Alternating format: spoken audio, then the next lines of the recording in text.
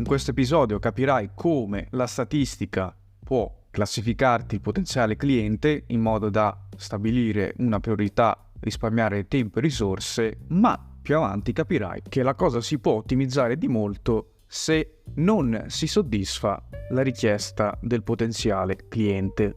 Leggo la richiesta che ha ispirato questo episodio. La nostra azienda di e-commerce che vende a consumatori è alla ricerca di un professionista dei dati esperto per guidare lo sviluppo di un solido modello di classificazione per il potenziale cliente. L'obiettivo principale è analizzare tutti i dati rilevanti e accessibili dei clienti per creare un sistema completo di classificazione del potenziale cliente. Questo sistema sarà perfettamente integrato nella nostra piattaforma di Customer Relationship Management, che in praticamente tutti gli episodi io chiamo CRM, nonché una base di dati per clienti e potenziali clienti, ma consente di fare molto di più, proseguo, consentendo alla nostra squadra di vendita e di marketing di definire le priorità e di impegnarsi con i potenziali clienti in modo più efficace. Da un budget di $2.800, cosa che è, secondo me, pochino in Italia, ma visto che abbiamo dollari e quindi una persona negli Stati Uniti è pochissimo negli Stati Uniti.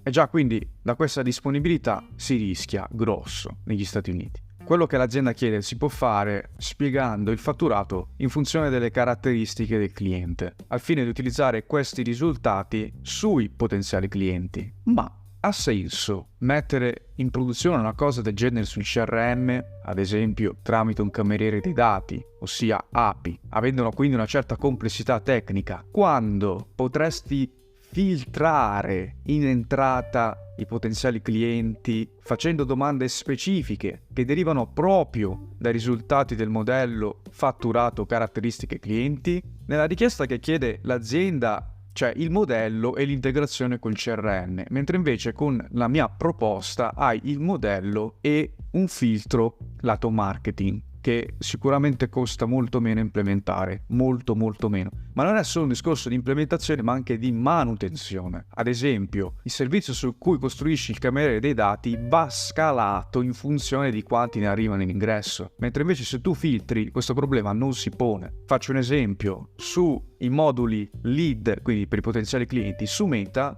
nel questionario puoi mettere domande filtro e già qui risolvi, chiaramente dopo aver fatto il modello che ti dice cosa mettere come domanda filtro. Hai un modulo contatti sul sito tramite cui ti arrivano potenziali clienti, stessa cosa, metti una domanda filtro. Se ti arrivano invece con passaparola il discorso è diverso, se ti arrivano con landing page il discorso cambia leggermente, ma si può sempre fare una cosa filtro. Concludendo, io con questo episodio ti ho spiegato che, ancora una volta, focalizzarsi sulla soluzione spesso ti porta fuori strada. Sempre meglio partire dai sintomi, da quelli che sono le esigenze. In questo caso lo dice fortunatamente, cosa che in altri casi non va così, cioè far lavorare il team di vendita e quello marketing in maniera più efficace. Questa è la richiesta. La soluzione in parte la suggerisce e io ci ho aggiunto del mio, indicando la strada più facile, meno costosa e secondo me anche con più soddisfazione.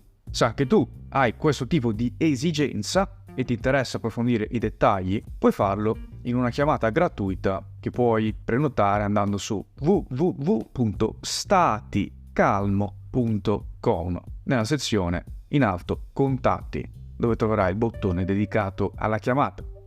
Spero di sentirti presto nel caso e ti saluto. Ciao!